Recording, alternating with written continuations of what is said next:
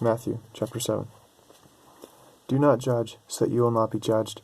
For in the way you judge, you will be judged, and by your standard of measure it will be measured to you.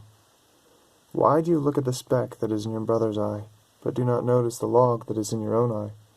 Or how can you say to your brother, Let me take the speck out of your eye, and behold, the log is in your own eye? You hypocrite! First, take the log out of your own eye, and then you will see clearly to take the speck out of your brother's eye. Do not give what is holy to dogs, and do not throw your pearls before swine, or they will trample them under their feet, and turn and tear you to pieces. Ask, and it will be given to you. Seek, and you will find. Knock, and it will be opened to you. For everyone who asks receives, and he who seeks finds, and to him who knocks the door will be opened, or it will be opened.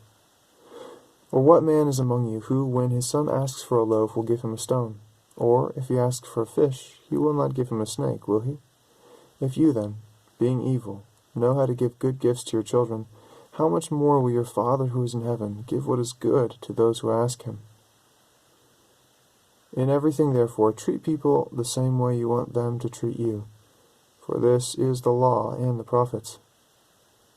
Enter through the narrow gate, for the gate is wide and the way is broad that leads to destruction, and there are many who enter through it. For the gate is small and the way is narrow that leads to life, and there are few who find it.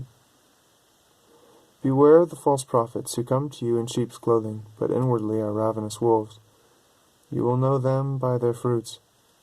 Grapes are not gathered from thorn bushes, nor figs from thistles, are they? So every good tree bears good fruit, but the bad tree bears bad fruit. A good tree cannot produce bad fruit, nor can a bad tree produce good fruit. Every tree that does not bear good fruit is cut down and thrown into the fire. So then, you will know them by their fruits. Not everyone who says to me, Lord, Lord, will enter the kingdom of heaven, but he who does the will of my Father who is in heaven will enter.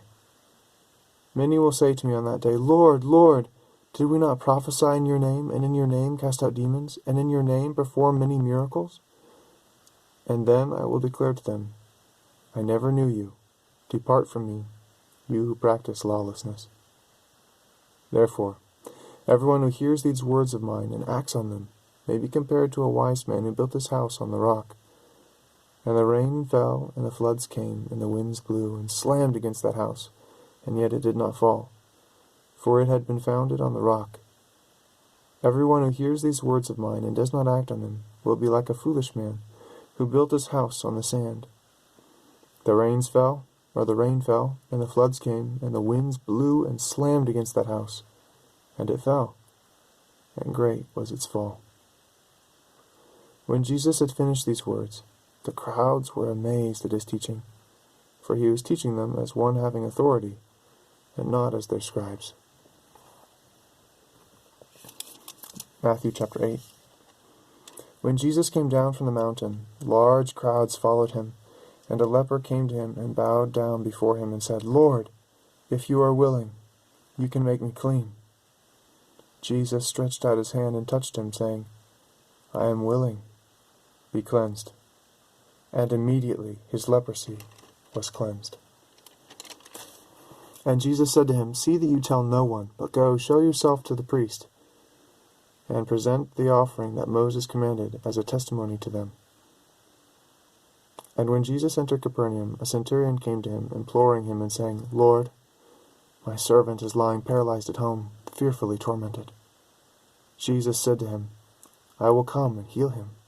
But the centurion said, Lord, I am not worthy for you to come under my roof, but just say the word, and my servant will be healed. For I also am a man under authority, with soldiers under me. And I say to this one, Go, and he goes, and to another, Come, and he comes, and to my slave, Do this, and he does it. Now when Jesus heard this, he marveled, and said to those who were following, Truly I say to you, I have not found such great faith with anyone in Israel. I say to you that many will come from east and west, and recline at the table with Abraham, Isaac, and Jacob, in the kingdom of heaven. But the sons of the kingdom will be cast out into the outer darkness. In that place there will be weeping and gnashing of teeth. And Jesus said to the centurion, Go, it shall be done for you as you have believed.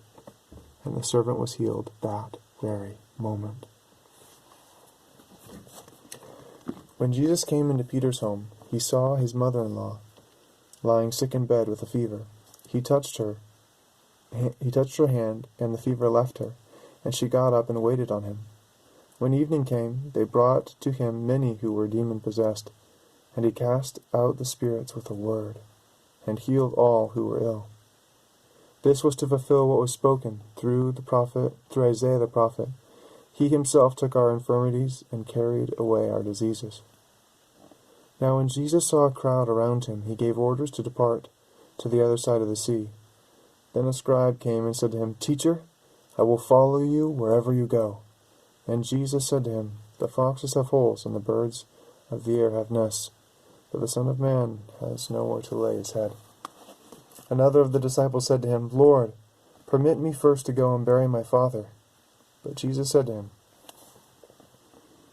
Follow me, and allow the dead to bury their own dead.